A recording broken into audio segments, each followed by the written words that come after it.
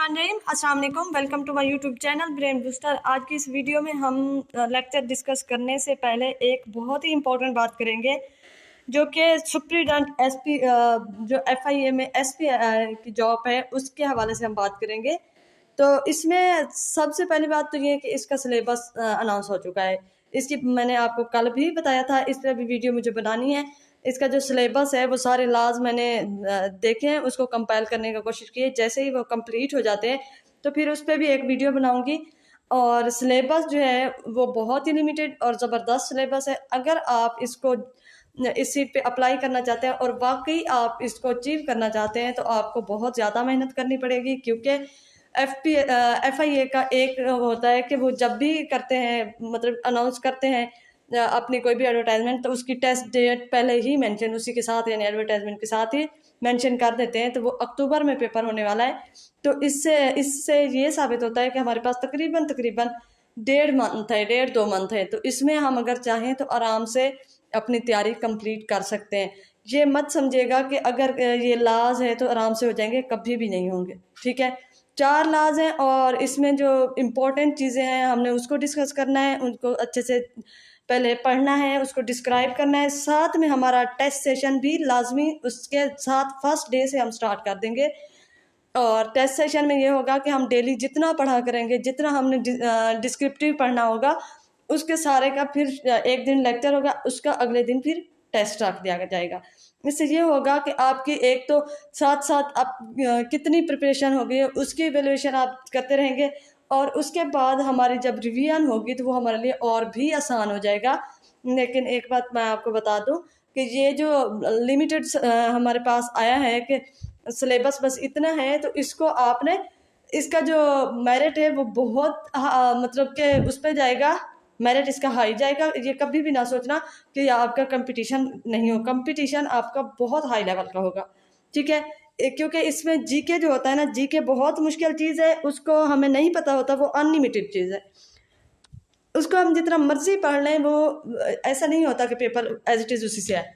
Paper फिर भी ऐसा होता है कि जब भी हमारे सामने पेपर आता है तो उसका तकरीबन 30% तो हमें हाव नाव ही नहीं होती, लेकिन हम तुक्का शुक्का लगा के हम उसको कर ही आते हैं। लेकिन मसला ये है कि डिप्टी का नहीं, एफआईएसबी का जो हमारे पास पेपर है, इसका जो टेस्ट है, इसका जो है वो लॉ से आएगा, और इसकी जो सबसे ज़्यादा वेटेज है वो लॉ से आएगी। 10% 20% इंग्लिश होगी, और इसमें कंप्यूटर जो है वो तकरीबन 10 to 15% होगा। इससे ये प्रूफ होता है कि सबसे ज़्यादा जो पोर्शन है वो लॉ से आएगा। तो इसलिए लॉ पे हमें ज़्यादा तवज्जो देनी चाहिए, क्योंकि हम वन पेपर की जब तैयारी करते हैं तो इंग्लिश भी साथ साथ पढ़ते रहते हैं।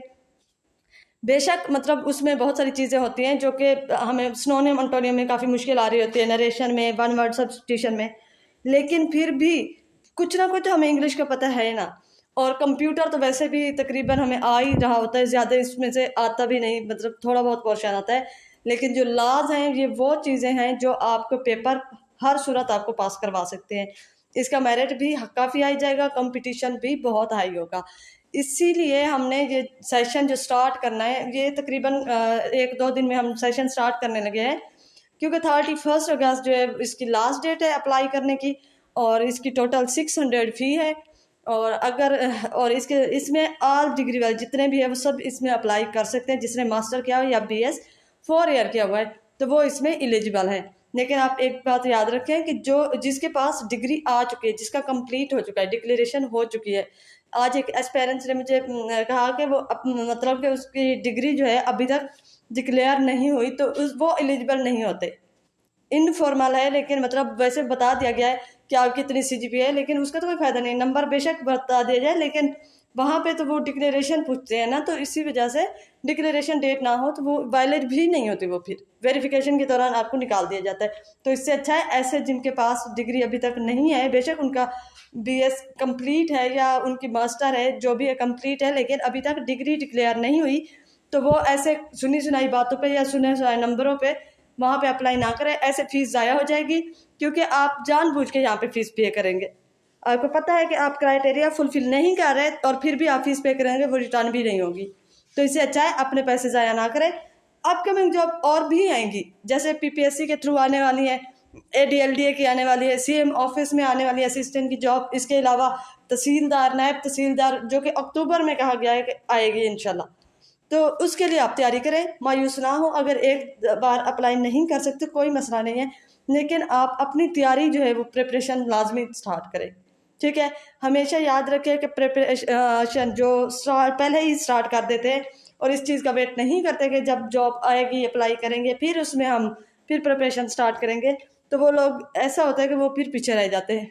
जो लोग पहले से प्रिपरेशन कर रहे होते हैं ना, उन्हें पता होता है हमने जब जॉब करनी ही है तो उससे अच्छा है हम पहले से ही तैयारी करना शुरू कर दें। इससे मतलब कि इससे पहले कि सर पे कोई वार हो, सर पे कोई डंडा पड़े, उससे अच्छा है कि हम पहले ही अपनी प्रिपरेशन जारी रखें, ताकि अगर एडवर्टाइजमेंट आया और उसमें टाइम कम भी हो तो हमारी प्रिपरेशन ऑलमोस्ट हो चुकी हो, ठीक है। तो इसमें अब ये जो सेशन है हमारा बहुत जल्दी स्टार्ट होने वाला है। जो मोस्ट इम्पोर्टेंट चीज़ है इसकी मैं आपको बता दूँ, अब से हमारा ये जो सेशन, ये जर्नल सेशन लाजमी हमारा कंटिन्यू रहेगा। इसको ख़त्म नहीं कर सकते क्योंकि बहुत से लोग ऐसे भी हैं जो PPSC की बाकी पोस्टों पे अप्लाई किया हुआ है, जो 1 पेपर की तैयारी कर रहे हैं। तो हम उनके लिए भी ये सेशन तो लाजमी ये कंटिन्यू रखेंगे, इसको स्टॉप नहीं करेंगे। लेकिन ये है कि जब हमारा ये हो जाएगा ना, इस्लामिक स्टडी का तकरीबन बस थोड़ा बहुत ही रह गया है, ये जैसे ही कंप्लीट होगा उसके बाद हमने कंप्यूटर स्टार्ट करना है, क्योंकि कंप्यूटर भी 1 पेपर MCQs में शामिल होता है। तो इसीलिए हम उसको स्टार्ट करेंगे। उसमें ज़्यादा कुछ नहीं है, कंप्यूटर की बेसिक इन्फॉर्मेशन है, और इसके अलावा जो है वो जो आ गया हमारे पास MS ऑफिस है, जिसमें पावर पॉइंट, एक्सेल और MS वर्ड, तो उसको हमने डिटेल से डिस्कस करना है, उसका 1 लाइनर भी देखना है। तो इसके बाद हमने एक वो सब्जेक्ट स्टार्ट करना है, और दूसरा जो है हमारा इस्लामियत का 1 लाइनर भी तकरीबन कोशिश करेंगे जल्दी ख़त्म हो जाए। और साथ में हमने ये करना है कि हमारे पास जो लाज का सेशन है उसको हमने लाजमी स्टार्ट कर देना है। और लाज के लिए ये जो इसकी FIA SP की जॉब है, इसमें जो लोग अप्लाई करेंगे हमने सिर्फ उन्हीं का सेशन रखना है। ये स्पेशल सेशन होगा और उन्हीं का ही होगा जो अप्लाई करेंगे, हर किसी के लिए ये अवेलेबल नहीं होगा। और टेस्ट सेशन हमारा फर्स्ट डे से स्टार्ट हो जाएगा, तो इसलिए जो भी आएगा वो 1000 उस टेस्ट सेशन की फ़ी है पर मंथ, वो फ़ी पे करेगा और उसके बाद हमारे सेशन में उसमें हम उसको ऐड कर देंगे। उसका अलग एक ग्रुप बनेगा, क्योंकि जो लॉज हैं वो इतने मतलब के इतने ज़्यादा मतलब मुश्किल नहीं होते, लेकिन लेंथी तो है ना, उसको कवर तो करना है ना। और जिस चीज़ के हमें ज़्यादा पहले से हाव नाव नहीं है उसको फिर कवर करना भी थोड़ा मुश्किल हो जाता है।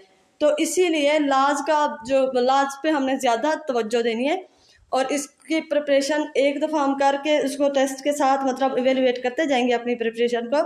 और इसके साथ साथ हमने रिवीजन बार बार करनी है, और मेरी कोशिश होगी कि हम ये जो लॉज हैं ये जल्दी से कंप्लीट करें, 20 दिन के अंदर अंदर इनको कंप्लीट करके फिर आगे हम रिवीजन करें। और कम से कम जब पेपर से पहले हमारी 2 बार इसकी रिवीजन हो जाए, फिर जाके हमारा ये होगा कि हम उस पेपर में आप जो है आराम से मतलब मेरिट तक पहुंच सकते हैं। ऐसे नहीं है कि एक दफ़ा पढ़ लिया तो बस पढ़ लिया, ठीक है हो जाएंगे पास, ऐसा कभी नहीं होता, कुछ भी नहीं होता। वो लोगों का सोचे जो पहले से तैयारी पकड़ के बैठे हुए हैं, तो उन लोगों के लिए तो बहुत ईजी हो जाएगा ना।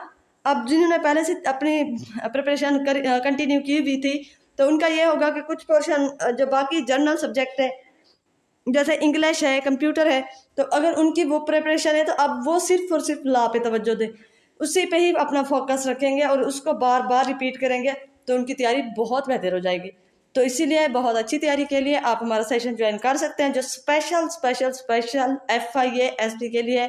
और इसकी पर मंथ जो फ़ी है वो 1000 है, और ये फ़ी टेस्ट सेशन की है। आपको लेक्चर और उसके नोट्स वो आपको फ्री ऑफ कॉस्ट ही मिलेंगे। और ये जो नोट्स हैं, ये लेक्चर्स वगैरह ये यूट्यूब पे भी अपलोड होंगे, लेकिन इसका ये है कि जो नोट्स वगैरह हैं इसके नोट्स मुझे बाय करने पड़ रहे हैं, क्योंकि इसके नोट्स वैसे तो कहीं से भी वो कहते हैं कि नेट पे पढ़े हैं, ये पढ़े हैं, नहीं, मुझे वो नोट्स चाहिए जो ज़रूरी है, जो इम्पोर्टेंट है, और सिर्फ उसी पोर्शन में से पेपर आ सकता है। तो इसीलिए मुझे वो नोट्स बाय करने पड़ रहे हैं, और उसकी मतलब कि वो सिर्फ उन लोगों को मिलेंगे जो लोग हमारे सेशन को ज्वाइन करेंगे और टेस्ट सेशन में वहाँ पे मतलब अपेयर होंगे, ठीक है। तो ये आज की इम्पोर्टेंट न्यूज़ थी। इसके बाद हम चलते हैं अपने वीडियो की तरफ, क्योंकि हमने इस वीडियो को कंप्लीट करना है, साथ में 1 लाइनर भी देखना है। तो ज़्यादा इस वीडियो को लेंथी नहीं करते, बातें बहुत सारी हो गई, अब चलते हैं लेक्चर की तरफ। सबसे पहले हमारे पास क्वेश्चन है क्वेश्चन, बल्कि इसका जो इंट्रोडक्शन है, खुतबा हिज्जतुल विदा। आपको पता है कि जब फतह मक्का हो गया, ग़ज़वा तबूक हो गया, और उसके बाद 10 हिजरी में आप सल्लल्लाहु अलैहि वसल्लम ने हज किया था, क्योंकि 9 हिजरी में आमल वफूद चल रहा था, तो इस वजह से आप सल्लल्लाहु अलैहि वसल्लम नहीं आ पाए थे। लेकिन आमल वफूद के साथ एक छोटा सा टॉपिक था जिसका बस थोड़ा बहुत ही उसको पढ़ना था। तो आमल हज़न हमने जो 6 हिजरी में हुआ था, तो हमने उसको देखा था, ठीक है। 10 नबी और 6 हिजरी में हुआ था, तो उसको भी हमने साथ में ऐड कर लिया था, क्योंकि वो भी एक छोटा सा टॉपिक था, उससे ज़्यादा तो नहीं, थोड़े बहुत क्वेश्चन पूछे जाते हैं और वो इम्पोर्टेंट थे। अच्छा, तो इसीलिए अब खुतबा हिज्जतुल विदा का हम देखते हैं। यह आखिरी खुतबा था। आप सल्लल्लाहु अलैहि वसल्लम ने यानी ज़िंदगी में एक ही बार हज किया है, और ये आप सल्लल्लाहु अलैहि वसल्लम की ज़िंदगी का ये पहला और आखिरी ये हज था, यानी हज का ये खुतबा हिज्जतुल विदा था, आखिरी खुतबा था। और इसके साथ साथ ये भी पूछा जाता है कि ये मतलब कि आप सल्लल्लाहु अलैहि वसल्लम मक्का में कितने दिन रहे थे आफ्टर फतह मक्का के बाद, तो ये भी पूछा जाता है। तो ये 15 दिन रहे थे। इसको हम फिलहाल डिटेल से पढ़ते हैं, चलते हैं हमारे लेक्चर की तरफ। खुतबा हिज्जतुल विदा रसूल सल्लल्लाहु अलैहि वसल्लम का वो तारीखी खुतबा है जो आप सल्लल्लाहु अलैहि वसल्लम ने हिज्जतुल विदा के मौका पर 9 ज़िलहज 10 हिजरी को मैदान अरफात में इरशाद फरमाया। यह खुतबा इंसानी हकूक़, मसावात, अदल, मशरती इस्लाह और इस्लामी ज़िंदगी के बुनियादी असूलों का जामिया मंशूर समझा जाता है। इसमें लोग कंफ्यूज हो रहे थे, बहुत से एस्पिरेंट्स कंफ्यूज हो रहे थे, बल्कि मैं जब स्टार्ट में मैंने पेपर दिए थे तो मैं भी इन चीज़ों में थोड़ी कंफ्यूज थी कि 9 ज़िलहज है या 10, तो उसमें 9 भी पूछा जाता है और 10 भी। तो आप एक चीज़ याद रखें कि 10 हिजरी थी और 9 ज़िलहज को ये खुतबा दिया गया था, ठीक है। बहुत से लोग या तो 10 को जाके वो 10 हिज्जतुल विदा को जाके उस पर लगा देते हैं, या फिर 9 हिजरी को लगा के बैठे होते हैं, MCQs वो वाला ठीक करके बैठे होते हैं, तो वो आपका रॉन्ग हो जाएगा। इसलिए इसको टॉपिक पहले समझे। डिस्क्रिप्टिव का मतलब ही यही होता है कि अगर डिस्क्राइब आपके सामने एक डिस्क्रिप्टिव चीज़ आप पढ़ रहे हैं, उसको अच्छे से पढ़ रहे हैं डिटेल में, तो फिर आपके पास मिस्टेक के जो चांसेस हैं बहुत कम हो जाते हैं। हिज्जतुल विदा का तारुफ। रसूल सल्लल्लाहु अलैहि वसल्लम ने 10 हिजरी में आखिरी हज अदा फरमाया। इस हज को हिज्जतुल विदा कहा जाता है क्योंकि ये आपका आखिरी हज था। इस हज में मुसलमानों की बहुत बड़ी तादाद ने शिरकत की। आपने 9 ज़िलहज को मैदान अरफात में खुतबा इरशाद फरमाया। यह खुतबा इस्लामी माशरे के बुनियादी हकूक़ और फ़राइज़ की अहम तालीमात पर मुश्तमिल था। हिज्जतुल विदा के मौके पर दीन की तकमील से मुतल्लिक़ आयात नाजिल हुई, यानी उस आयात का तर्जमा है यानी आज मैंने तुम्हारे लिए तुम्हारा दीन मुकम्मल कर दिया। और यह भी पूछा जाता है ये कौन सी सूरत की आयात थी, तो ये सूरत मैदा की आयात थी, ठीक है। नेक्स्ट हमारे पास है इंसानी जान और माल की हुर्मत। खुतबे में रसूल सल्लल्लाहु अलैहि वसल्लम ने मुसलमानों को वाज़िया तौर पे बताया कि एक मुसलमान की जान, माल और इज्जत दूसरे मुसलमान के लिए मोहतरम है। किसी इंसान की जान और माल पर नाहक दस्त दराजी जायज़ नहीं है, यानी कि किसी के माल पे नाहक कब्जा कर लेना, जो कि आजकल बहुत ज़्यादा मतलब के ट्रेंड पे है ये बात। नेक्स्ट हमारे पास है मुसलमानों को जुल्म और ज़्यादती और नाइंसाफ़ी से मना किया गया। सूद की ममानत, यानी रसूल सल्लल्लाहु अलैहि वसल्लम ने जहाँ पे इसमें सूद को यानी हराम करार दिया गया था। रसूल सल्लल्लाहु अलैहि वसल्लम ने सूद यानी रिबा, सूद का जो वर्ड है वो अक्सर कुरान पाक या इस्लामियात के हवाले से पूछा जाता है, तो वो रिबा ये वर्ड इस्तेमाल किया जाता है। तो इसको आपने याद रखना है कि पता लगे कि वो सूद के बारे में ही ये वर्ड यूज़ कर रहे हो, रिबा का वर्ड यूज़ कर रहे हो, आप कहें हमें तो पता ही नहीं है, ठीक है। रिबा को ख़त्म करने का ऐलान फरमाया। ये पूछा जाता है कि सूद कब ख़त्म हुआ था, यानी कब इसकी ममानत की गई थी, तो वो 9 हिजरी को, सॉरी 9 हिजरी नहीं, 9 ज़िलहज 10 हिजरी को, ठीक है। इसको आपने याद रखना है। जहालियत के दौर के सूद को ख़त्म किया गया था। आप सल्लल्लाहु अलैहि वसल्लम ने अपने ख़ानदान के सूद का भी खात्मा फरमाया। आपने सबसे पहले हज़रत अब्बास के सूद को ख़त्म करने का ऐलान किया था। जहालियत के खून के बदले का खात्मा।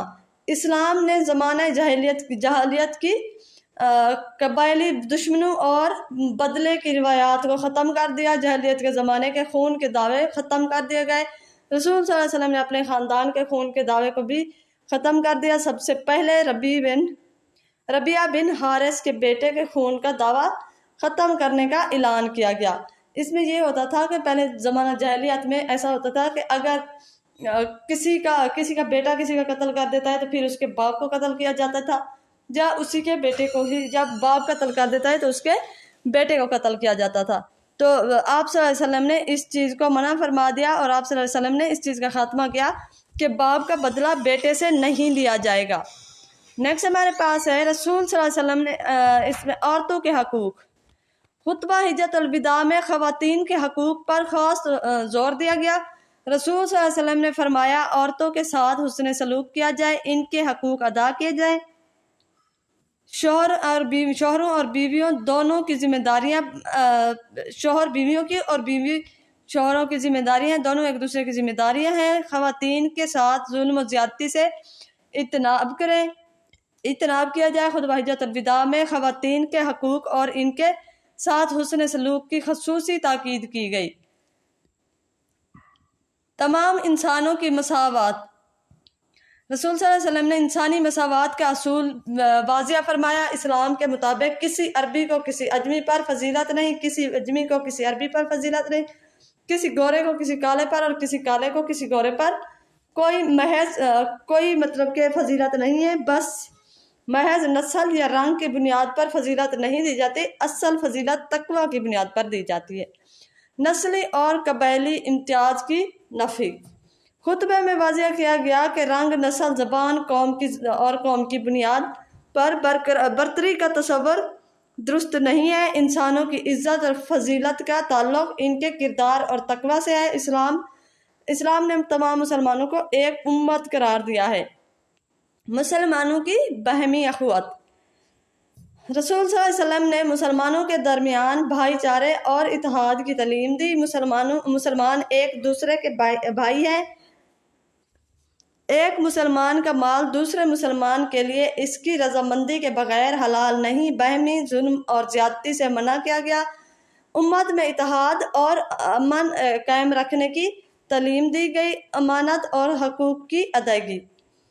खुतबा हिज्जतुल विदा में अमानतों और हकूक़ की अदायगी पर जोर दिया गया। लोगों की अमानतें इनके हकदारों तक पहुँचाई जाए, किसी के हक पर कब्जा ना किया जाए और माशरे में अदल इंसाफ कायम किया जाए। नेक्स्ट है शैतान से खबरदार किया गया। रसूल सल्लल्लाहु अलैहि वसल्लम ने मुसलमानों को शैतान के फतनों से खबरदार किया। शैतान मुसलमानों को गुमराह करने की कोशिश करेगा। मुसलमानों को छोटे बड़े गुनाहों से बचने की कोशिश करनी चाहिए। दीन के असूलों पर मजबूती से कायम रहना चाहिए। नेक्स्ट है कुरान और सुन्नत से वाबस्तगी।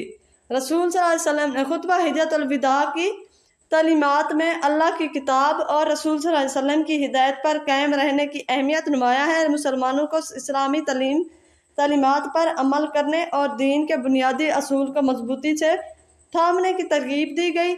विरासत और ख़ानदानी हकूक़। इस्लाम ने ख़ानदान के निज़ाम को मजबूत बुनियाद फराहम की। रिश्तेदारों के हकूक़ अदा करने की तालीम दी गई। विरासत के इस्लामी असूलों की पाबंदी की ताकीद की गई। किसी के हक में नाहक कमी बेशी से रोका गया। अमानत रिसालत और पैगाम पहुँचाना। खुतबे के आखिर में रसूल सल्लल्लाहु अलैहि वसल्लम ने सहाबा कराम से गवाही ली कि सहाबा ने जवाब दिया कि आपने अल्लाह का पैगाम पहुँचा दिया। अच्छा, इसमें शायद यहाँ पे कोई टाइपिंग मिस्टेक है। फिर आपने फरमाया, ठीक है, जब गवाही ली तो ये जो थी ना, ये टाइपिंग मिस्टेक है, ये नीचे आना था। अच्छा, अल्लाह ताला का पैगाम पहुंचा दिया। फिर आप सल्लल्लाहु अलैहि वसल्लम ने फरमाया कि हाजिर लोग ये पैगाम इन लोगों तक पहुंचाएं जो यहाँ मौजूद नहीं। ये खुतबा अबलाग दीन, जिम्मेदारी और उम्मत तक पैगाम पहुंचाने के अहम असूल को बयान करता है। नेक्स्ट हमारे पास है दीन की तकमील।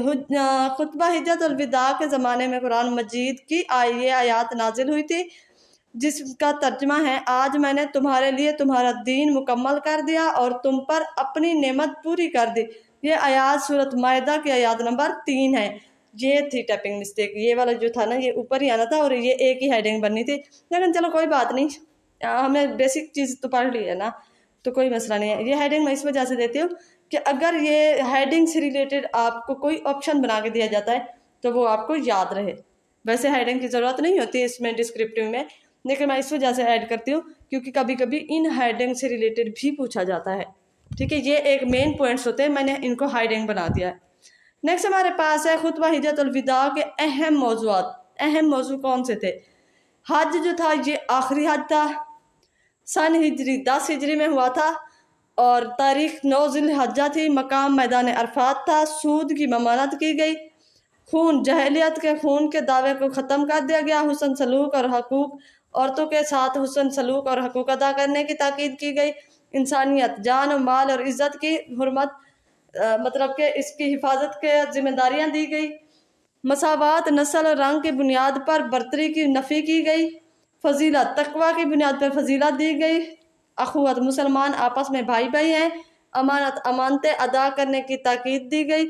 शैतान, इसके फितनों से बचने की हिदायत दी गई और पैगाम हाजरीन गैबीन तक पैगाम पहुँचाएंगे। ठीक है, हाजरीन जो हाजिर थे और गैबीन जो उस टाइम नहीं थे, तो आप सल्लल्लाहु अलैहि वसल्लम ने कहा कि फरमाया कि जो मैं आप लोग को सामने अल्फाज या खुतबा दे रहा हूँ, ये पैगाम मेरा लोगों तक पहुँचाना है। दीन की तकमील हो गई। तो ये हमारा टॉपिक था। इससे रिलेटेड जितने भी इम्पोर्टेंट क्वेश्चन पूछे जाते हैं वो सारे मैंने इसमें डिस्कस कर लिए हैं। अब हम इसके थोड़े से MCQs देखते हैं। टोटल तकरीबन 50 MCQs इस टॉपिक से रिलेटेड बने हैं। और आजकल आपको पता है कि स्कूल जो है वो ओपन होने वाले हैं, जिसकी वजह से जॉब पे जाना ज़रूरी होता है और उसमें थोड़ा पहले ही जाना पड़ता है स्टाफ को। तो इसीलिए मैं थोड़ी बिज़ी हूँ और मेरे लिए अब ये ज़्यादा लेंथी लेक्चर कंपाइल करना मुश्किल है, तो इसीलिए जितना हो पाता है मैं वो कर देती हूँ। चलते हैं हमारे इस लेक्चर के MCQ देखते हैं, जो इम्पोर्टेंट क्वेश्चन आ सकते हैं, सवाल आ सकते हैं, उसको देखते हैं। सबसे पहले हमारे पास हिज्जतुल विदा किस हिजरी में अदा किया गया? 10 हिजरी में। हिज्जतुल विदा रसूल सल्लल्लाहु अलैहि वसल्लम का कौन सा हज था? पहला और आखिरी। ठीक है, आखिरी हज था। वैसे आखिरी ही ज़्यादातर पूछा जाता है, इसलिए पहला हज छोड़ दें, आखिरी हज। खुतबा हिज्जतुल विदा कब इरशाद फरमाया गया? तो ये 9 ज़िलहज्जा को। खुतबा हिज्जतुल विदा कहाँ इरशाद फरमाया गया? मैदान अरफात में। हिज्जतुल विदा को ये नाम क्यों दिया गया था? ये फतह मक्का के बाद पहला हज था, बल्कि नहीं, ये रसूल सल्लल्लाहु अलैहि वसल्लम का आखिरी हज था। ठीक है, ये रसूल सल्लल्लाहु अलैहि वसल्लम का आखिरी हज था, इसलिए हिज्जतुल विदा कहा गया। खुतबा हिज्जतुल विदा में किस चीज़ की हुर्मत पर जोर दिया गया? तो जान, माल और इज्जत। एक मुसलमान की जान दूसरे मुसलमान के लिए कैसी है? तो वो काबिल तसर्रुफ, सॉरी मोहतरम। ठीक है, मोहतरम यानी वो हिफाजत करेंगे इसको। नेक्स्ट हमारे पास है खुतबा हिज्जतुल विदा में किस माली बुराई के खात्मे का ऐलान किया गया? सूद। खुतबा हिज्जतुल विदा में जहालत के किस रिवाज को ख़त्म किया गया? खून के बदले का निज़ाम। सूद के खात्मे के ऐलान में सबसे पहले किसके सूद का जिक्र किया गया था? हज़रत अब्बास। खुतबा हिज्जतुल विदा में ख़वातीन के बारे में क्या तालीम दी गई है? इनके साथ हुस्न सलूक किया जाए। इस्लाम में इंसानों की फजीलत का असल मियार क्या है? तकवा। खुतबा हिज्जतुल विदा में किस किस्म के इम्तियाज़ की नफ़ी की गई? तो ये नस्ली और कबैली इम्तियाज़ की। इस्लाम के मुताबिक अरबी को अजमी पर किस बुनियाद पर फजीलत हासिल है? तकवा की बुनियाद पर। कोई मतलब नस्ली फजीलत कोई नहीं है, लेकिन अगर कोई फजीलत है तो वो तकवा की बुनियाद पर है। ठीक है, किसी अजमी को अरबी पर फजीलत किस बुनियाद पर हो सकती है? तो तकवा की बुनियाद पर ही हो सकती है। खुतबा हिज्जतुल विदा में मुसलमानों को किस चीज़ की तालीम दी गई है? तो ये है बहमी अखुवत की। एक मुसलमान का माल दूसरे मुसलमान के लिए कब हलाल होता है? इसकी रजामंदी से। खुतबा हिज्जतुल विदा में अमानतों के बारे में क्या हुक्म दिया गया? तो अमानतें हकदारों तक पहुंचाई जाए। खुतबा हिज्जतुल विदा में मुसलमानों को किसके फितनों से खबरदार किया गया है? तो शैतान। ठीक है, शैतान।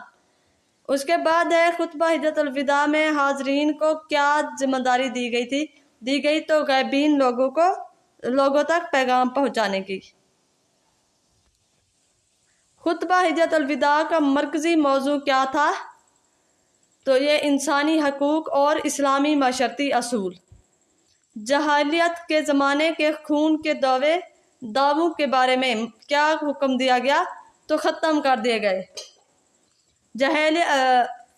जहलियत के खून के दावों के खात्मे से कौन सा असूल सामने आता है? तो ये आता है अदल व इंसाफ। खुतबा हिज्जतुल विदा में किस निज़ाम ज़िंदगी की बुनियादों को वाजिया किया गया था? तो यह इस्लामी निज़ाम ज़िंदगी। खुतबा हिज्जतुल विदा में औरतों के साथ किस रवैये की ताकीद की गई? हुस्न सलूक। खुतबा हिज्जतुल विदा के मौके मुताबिक मुसलमानों के दरमियान ताल्लुक़ की बुनियादी हैसियत क्या है? तो ये है इसकी भाईचारा। ठीक है, भाईचारा। खुतबा हिज्जतुल विदा में किस चीज़ से मना किया गया है? तो जुल्म व ज़्यादती से। इंसानी मसावात के असूलों के मुताबिक रंग नस्ल की बुनियाद पर क्या हैसियत है? तो कोई हकीकी फजीलत नहीं है। खुतबा हिज्जतुल विदा में माशरे के लिए कौन सा असूल बुनियादी है? तो ये हमारे पास है अदल। सूद की ममानत का मकसद बुनियादी तौर पर किस माशरती असूल को मजबूत करना था? तो ये हमारे पास है माशी इंसाफ। खुतबा हिज्जतुल विदा में किस चीज़ को काबिल एहतराम करार दिया गया? तो ये हमारे पास है जान, माल और इज्जत। खुतबा हिज्जतुल विदा में लोगों को किस चीज़ से बचने की ताकीद की गई है? तो गुनाह और जुल्म। खुतबा हिज्जतुल विदा में पैगाम पहुँचाने का हुक्म किस असूल की अक्कासी करता है? तो ये हमारे पास है अबलागे दीन। खुतबा हिज्जतुल विदा में माशरती बराबरी की बुनियाद क्या है? तो ये हमारे पास है तकवा। खुतबा हिज्जतुल विदा में किस किस्म के माशरे की बुनियाद रखी गई है? अदल व मसावात पर मबनी। हिज्जतुल विदा किस इस्लामी इबादत से मुताल्लिक तारीखी वाक़या है? तो ये है हज। खुतबा हिज्जतुल विदा किस इस्लामी महीने में दिया गया था? जुल्हिज्जा में। खुतबा हिज्जतुल विदा किस तारीख को दिया गया था? तो ये 9 ज़िलहिज्जा। 9 ज़िलहिज्जा को हज के कौन सा अहम रुकन से खसूसी ताल्लुक है? तो ये है उसका वकूफ़ अरफात। 9 ज़िलहिज्जा हज्जा को हज के कौन से अहम रुकन से खसूसी ताल्लुक होता है? तो वो होता है 9 ज़िलहज को वकूफ़ अरफात जो कहते हैं उसका।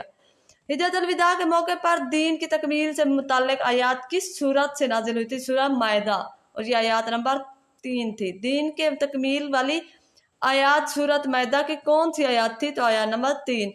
तो ये उस सूरत के आई हुई है अल यौमल अकमलतु लकुम दीनकुम, यानी इसका मकसद इसका यह है कि आज दीन मुकम्मल कर दिया गया है। खुतबा हिज्जतुल विदा में किस चीज़ को ख़त्म करने का ऐलान किया गया? सूद को। सॉरी। खुतबा हिज्जतुल विदा में जहलियत के खून के दावों का खात्मा किस चीज़ की मिसाल है? तो अदल व इंसाफ की। खुतबा हिज्जतुल विदा में औरतों के हकूक़ पर जोर किस शोबे से मुताल्लिक है? तो ये माशरती, ठीक है, माशरत के शोबे से। खुतबा हिज्जतुल विदा में इंसानी मसावात किस बुनियाद पर बयान हुई है? तो ये तकवा की बुनियाद पर। खुतबा हिज्जतुल विदा के मुताबिक मुसलमान एक दूसरे के क्या हैं? भाई। खुतबा हिज्जतुल विदा में किस चीज़ की अदायगी पर जोर दिया गया है? तो ये है इसकी अमानतें अदा करने की अदायगी पर, यानी अमानतें देना, वापस किसी की भी अमानतें हैं उसको वापस लौटाने के।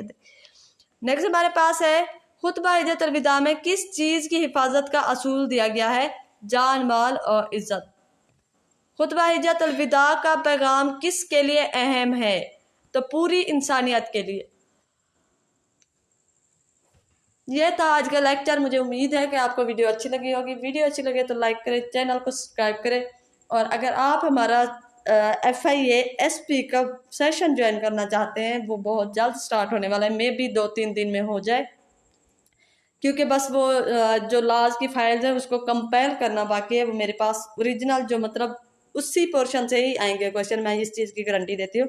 तो उससे अगर आप मैंने वो सारी क्योंकि बाय किए हैं और साथ में टेस्ट सेशन भी मुझे पेमेंट करनी पड़ती है, तो इसलिए ये हमारा जो सेशन है और इसका टेस्ट सेशन जो है इसको पेमेंट आपसे टेस्ट सेशन की ही ली जाएगी, लेकिन इसमें कुछ लोग ऐसे भी आते हैं जो तैयारी फ्री ऑफ कॉस्ट हमारी एकेडमी से करके टेस्ट सेशन किसी और का ज्वाइन करते हैं। तो फिर इस वजह से हमने अब ऐसा ही करना है कि जनरल सेशन में तो चलो हो सकता है, लेकिन जिसमें हम खुद पेमेंट यहाँ पे कर रहे हैं तो उसके लिए हमने ऐसा ही करना है। टेस्ट सेशन, अगर आप हमारा सेशन ज्वाइन करना चाहते हैं FIASP का, तो उसके लिए आपको पहले ही रजिस्ट्रेशन करवानी पड़ेगी। टेस्ट सेशन ज्वाइन करने के लिए फीस पे करनी पड़ेगी, और क्योंकि हमारा जो टेस्ट होगा वो डे फर्स्ट से ही हो जाएगा। जो फर्स्ट डे हमारा लेक्चर होगा उसके नेक्स्ट डे उसका टेस्ट होगा, ठीक है। तो इसलिए आप जिसने भी हमारा सेशन ज्वाइन करना है मोस्ट वेलकम, सेशन ज्वाइन कर सकता है। प्रोफाइल, यूट्यूब की प्रोफाइल में मेरा नंबर दिया गया है, वहाँ से मुझसे कांटेक्ट करें सारी डिटेल लें, उसके बाद हमारा सेशन ज्वाइन करें। पहले बेशक आप यूट्यूब पे वीडियो देखें, उसके बाद हमारा एक टेस्ट का सैंपल हमने बनाया हुआ है वो आप देख लें। उससे अगर आप, क्योंकि वो हमने जर्नल उसके लिए दिया था, पहले टेस्ट लेते रहे तो उसके लिए हमने बनाया हुआ था, वो सैंपल एक पड़ा है। अगर आप वो टेस्ट लेना चाहते हैं वो भी आपको मिल जाएगा। उसको टेस्ट देने के बाद फिर आप ज्वाइन कर सकते हैं। अगर आप चाहते हैं कि इतनी, क्योंकि सबसे कम प्राइस में सिर्फ हम ही तैयारी करवा रहे हैं, इसके अलावा किसी भी अकेडमी में चले जाओ 5,000 से पहले कम तो कोई बात सुनता ही नहीं है। तो आपकी मर्जी है, एज यू विश, जहाँ पे आप तैयारी करना चाहते हैं करें। जो लोग हमारे साथ जुड़ना चाहते हैं, हमारी अकेडमी से तैयारी करना चाहते हैं, मोस्ट वेलकम। मुझे उम्मीद है कि आपको वीडियो अच्छी लगी होगी। वीडियो अच्छी लगे तो लाइक करें, चैनल को सब्सक्राइब करें और वीडियो फ्रेंड्स के साथ शेयर करें। कमेंट बॉक्स में अपनी राय का इजाज़त ज़रूर दिया करें। कोई भी मिस्टेक हो सकती है तो उसमें उसकी करेक्शन कर दिया करें, या मैसेज करके लाजमी बता दिया करें कि कौन सी मिस्टेक हुई है। Thank you so much. Next video में मिलेंगे, तब तक के लिए अल्लाह हाफिज़।